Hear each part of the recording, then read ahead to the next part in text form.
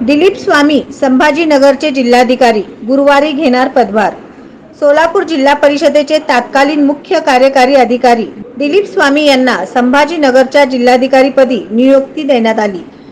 तब्बल 7.5 महिन्याच्या प्रतीक्षानंतर दिलीप स्वामी यांना राज्य शासनाने चांगल्या पदावर बसवले आहे। ही पोस्टिंग होताच सोलापुरातून दिलीप स्वामी यांच्यावर शुभेच्छांचा वर्षाव होत आहे। सोलापूर जिल्हा परिषदेमध्ये 2.5 वर्ष अतिशय चांगल्या पद्धतीने मुख्य कार्यकारी अधिकारी पदावर काम केल्यानंतर त्यांच्या जागेवर मनीषा आव्हाळे यांची नियुक्ती झाली होती, परंतु दिलीप स्वामी यांना पोस्टिंग देण्यात आली नाही। तब्बल 7.5 महिने त्यांना वाट पाहावी लागली। शेवटी अतिशय चांगल्या पदावर त्यांना शासनाने नियुक्ती दिली आहे।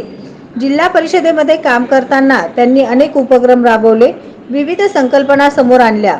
त्यामधील काही उपक्रम आणि संकल्पना राज्य शासनाने अवलंबल्या। जिल्ह्यात आरोग्य विभाग, शिक्षण विभाग, ग्रामपंचायत विभागामध्ये भरीव काम त्यांनी केले। तसेच कोरोनाच्या दुसऱ्या लाटेमध्ये अतिशय महत्त्वाची भूमिका दिलीप स्वामी यांनी पार पाडली।